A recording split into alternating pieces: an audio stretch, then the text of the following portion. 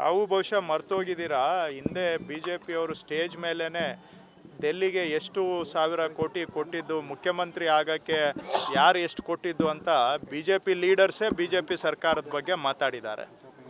ಬಹುಶಃ ಅವರು ಹಿಂದೆ ವೇದಿಕೆಯಲ್ಲಿ ಯಾರು ಅಂತ ಮರ್ತಿದ್ದೇನೆ, ಬಹುಶಃ ಅನಂತಕುಮಾರ್ ಅವರಿದ್ರೋ ಅಥವಾ ಅನಂತಕುಮಾರ್ ಅವರು, ಯಡಿಯೂರಪ್ಪನವರು ಡೆಲ್ಲಿಗೆ ಎಷ್ಟು ದುಡ್ಡು ಕಳಿಸೋದು ಅಂತ ಬಿ ಜೆ ಪಿಗೆ ಅಂತ ಅವರೇ ಮಾತಾಡ್ಕೊಳ್ತಾ ಇದ್ದಿದ್ರು. ಹಾಗೆಯೇ ಅವ್ರ ಪಕ್ಷದವರೇ ಒಬ್ಬ ನಾಯಕರು ಮುಖ್ಯಮಂತ್ರಿ ಆಗಬೇಕಾದ್ರೆ ಬಿ ಜೆ ಪಿಯಲ್ಲಿ ಎಷ್ಟು ಹಣ ಕೊಡಬೇಕು, ಮಂತ್ರಿ ಆಗಬೇಕಾದ್ರೆ ಎಷ್ಟು ಹಣ ಕೊಡಬೇಕು ಅಂತ ಅವರವರೇ ಮಾತಾಡಿದ್ದಾರೆ. ಇವೆಲ್ಲವೂ ಕೂಡ ಮಾಧ್ಯಮದ ಮುಖಾಂತರ ನಾವು ನೋಡಿದ್ದೇವೆ. ಬಹುಶಃ ಅವರು ಬಿ ಜೆ ಪಿಯವರು ಅವರ ಭ್ರಷ್ಟಾಚಾರನ ನಮಗೆ ತಳುಕ ಹಾಕೋಕ್ಕೆ ನೋಡ್ತಾ ಇದ್ದಾರೆ. ಅದು ಅವರ ಸಂಸ್ಕೃತಿ ಅನ್ನೋದು ಹೊರಗೆ ಬಂದಿದೆ, ಅವರವರ ಮಾತಿನಿಂದ ಹೊರಗೆ ಬಂದಿದೆ. ನಾವು ಮಾಡೋ ಆರೋಪ ಅಲ್ಲ, ಅವರವರೇ ಮಾತಾಡ್ಕೊಂಡಿದ್ದಾರೆ. ಅದು ಅವ್ರ ಸಂಸ್ಕೃತಿ, ಅದು ನಮ್ಮ ಸಂಸ್ಕೃತಿ ಅಲ್ಲ.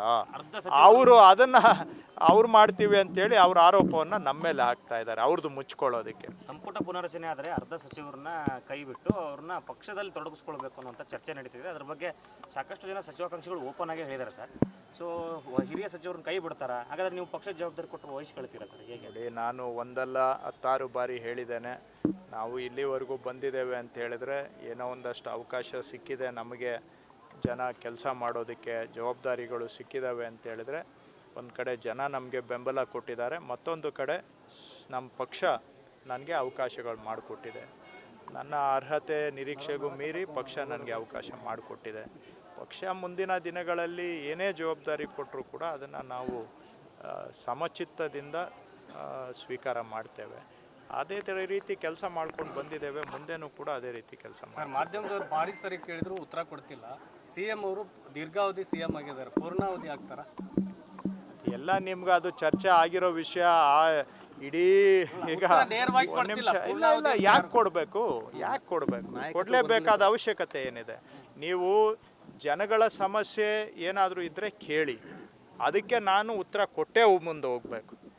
ಜನಗಳ ಹೊಟ್ಟೆಪಾಡಿನ ವಿಷಯಗಳು ಬಿಟ್ಟು ಯಾವುದ್ಯಾವುದೋ ನಾವು ನಿಮಗೆ ಪ್ರಚಾರ ಸಿಗುತ್ತೆ ಅಂತೇಳಿ ನೀವು ಹೇಳೋದು, ನನಗೆ ಪ್ರಚಾರ ಸಿಗುತ್ತೆ ಅಂತ ನಾನೊಂದು ಹೇಳಿಕೆ ಕೊಡೋದು, ಇದರಿಂದ ಯಾವ ಜನಗಳ ಜೀವನ ಹೊಟ್ಟೆಪಾಡಿಗೆ ಇದರಿಂದ ಅನುಕೂಲ ಆಗುತ್ತೆ?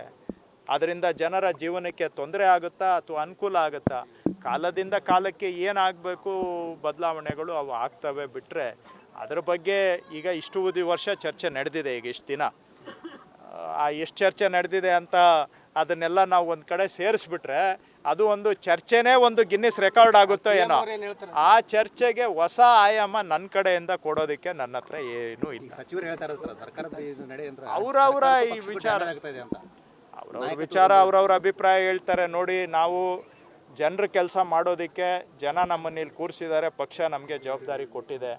ಜನಗಳ ಸಮಸ್ಯೆ ಏನಾದರೂ ಇದ್ದರೆ ಹೇಳಿ, ಖಂಡಿತ ಅದನ್ನು ನಾವು ಕೇಳ್ತೇವೆ, ನಿಮ್ಮಿಂದ ಫೀಡ್ಬ್ಯಾಕ್ ತೊಗೋತೇವೆ.